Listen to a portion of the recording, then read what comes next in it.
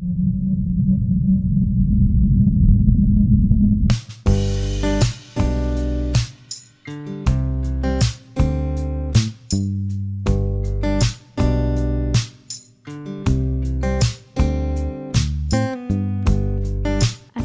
আলাইকুম।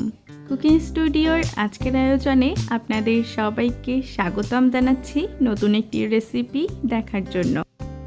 সকাল কিংবা বিকেল হোক, ধোয়া ওঠা এক কাপ চা না হলে যেন জমেই না। আর এখন যেহেতু শীতকাল, তাই সকালে তো এক কাপ চা লাগবেই। তাই আজকে শীতকালীন গুড় দিয়ে এক কাপ গুড়ের চা তৈরি করে দেখাচ্ছি। আশা করি আমার রেসিপিটি আপনাদের ভালো লাগবে। চা তৈরির জন্য প্রথমেই একটি হাঁড়িতে এক কাপ পানি দিয়ে দিচ্ছি আর এর মধ্যে 1 চিমটি লবণ দিয়ে দিচ্ছি। পানিটা গরম হতে হতে এখানে আমি কিছু মশলা নিয়েছি। এখানে 2 ফালি আদা, 4টি ছোট এলাচ, 3টি লবঙ্গ এবং 2টি দারুচিনি নিয়েছি।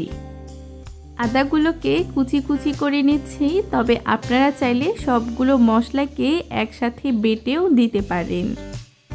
প্রথমে এই সবগুলো মশলাকে গরম পানির মধ্যে দিয়ে দিচ্ছি।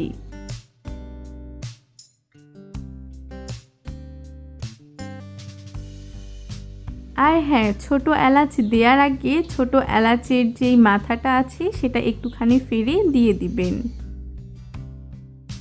এরপর মশলাগুলোর সাথে পানিটাকে খুব ভালো করে জাল করে নিব। পানির মধ্যে যখন বলক চলে আসবে তখন এর মধ্যে 2 কাপ গরুর দুধ দিয়ে দিচ্ছি। আর হ্যাঁ, দুধগুলোকে আগে থেকে জাল না করলেও হবে। আমি যেহেতু 2 কাপ চা তৈরি করব, এই জন্য আমি 1 কাপ পানি এবং 2 কাপ দুধ দিয়েছি। এরপর দুধগুলোকে পানির সাথে খুব ভালো করে মিশিয়ে জাল করে নিব। যখন দুধগুলো ঘন হয়ে 2 কাপ হয়ে যাবে তখন এর মধ্যে চা পাতি দিয়ে দিব।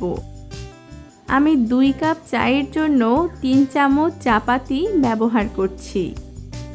এরপর দুধগুলোকে খুব ভালো করে জাল করে নিব যতক্ষণ না এর মধ্যে চায়ের কালার চলে আসে। চুলোর আঁচটাকে একদম লোয়ে রেখে চাগুলোকে জাল করে নিচ্ছি। অন্যদিকে আমি একটি বাটিতে কিছুটা গুড় নিয়েছি। এরপর পানির সাথে গুড়টাকে খুব ভালো করে মিশিয়ে নিচ্ছি, তবে আপনারা চাইলে এই গুড় এবং পানিটাকে জাল করেও নিতে পারেন। গুড়ের এই মিশ্রণটা তৈরি হয়ে গেছে।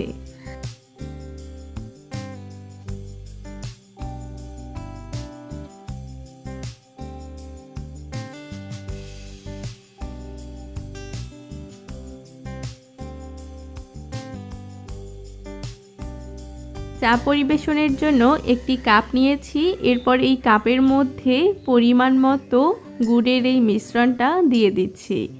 আমি এখানে 3 চামচ দিয়ে দিচ্ছি, তবে আপনারা কম বেশি করে দিতে পারেন। এরপর চাগুলোকে ছাঁকনি দিয়ে কাপের মধ্যে ঢেলে নিচ্ছি।